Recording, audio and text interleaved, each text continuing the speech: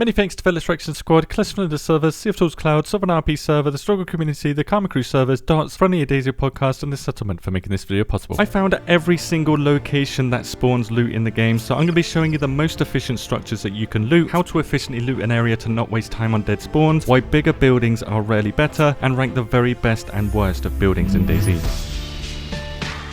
Efficiently looting an area cannot be done by checking every single invisible spawn point of the thousands that could be in a location, so you, me, and most players usually hit up the best loot spots for maximum reward versus the time it takes to search an area before moving on to the next one. To show you the numbers behind why this is the most efficient method, I looted this area checking all the easy to access loot spawns and got an average of 8 minutes and 46 seconds for 27 pieces of loot, or 3.08 loot per minute. Yet if I only follow this path here, I get 17 pieces of loot in 3.5 minutes, or 2 extra pieces of loot per minute. This isn't because I analysed this path for 20 minutes to determine if it's the best one. All I did is learn which buildings are trash for loot, and then I didn't loot them, because if we loot only the large buildings in this area, which are all the bad ones in this case, that's where the extra 5 minutes comes from, dragging down the loot per minute to 3.08 if I looted all the buildings in this area.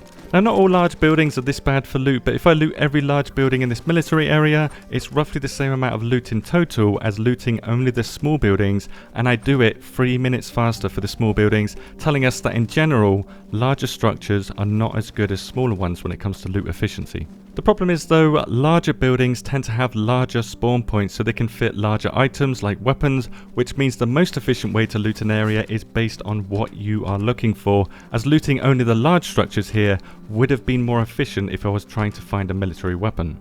On top of this, certain structures have default loot tags that you might not be interested in, such as checking the vehicle wrecks here. It's far more efficient loot per minute wise to loot all the wrecks here instead of any large building, yet because most of these cars have the village, industrial and military loot tag assigned to them, it means that non-military items have a higher chance to spawn, whereas this barracks building here only has the military loot tag, so only military loot can be found here, which is why the loot quality on the left here for larger structures is much better than the loot quality on the right here for smaller structures such as wrecks, garages, workshops and the sheds in this area.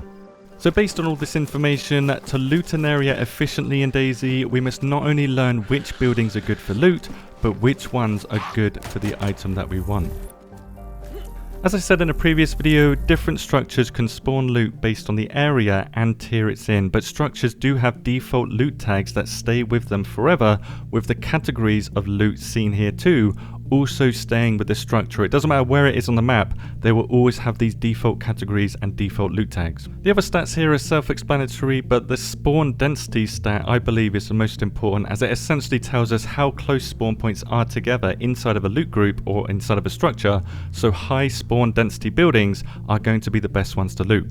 All of these stats have been merged into what I call a loot score, so starting with the best and worst residential structures, the top 5 are the outhouse, bus station benches, vehicle wrecks, the small chapel and any type of kiosk. They are all amazing to loot.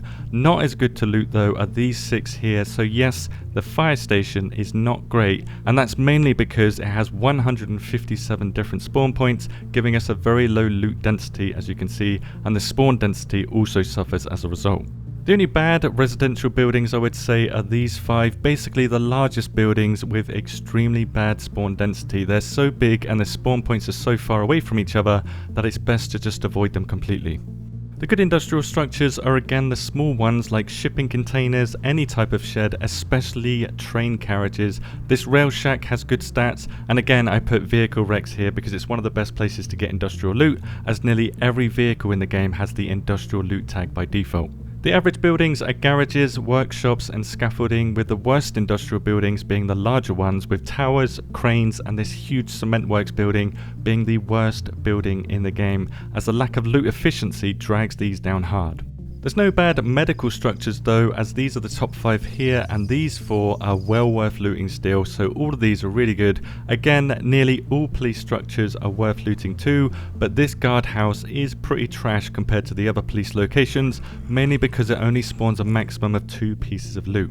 Speaking of maximum loot, you can use it to become a loot efficiency god. If you know the maximum loot on a structure, for example this guardhouse is 2, and you find 2 pieces of loot inside this room, it means you know there is no other loot inside this structure, and then you can just move on.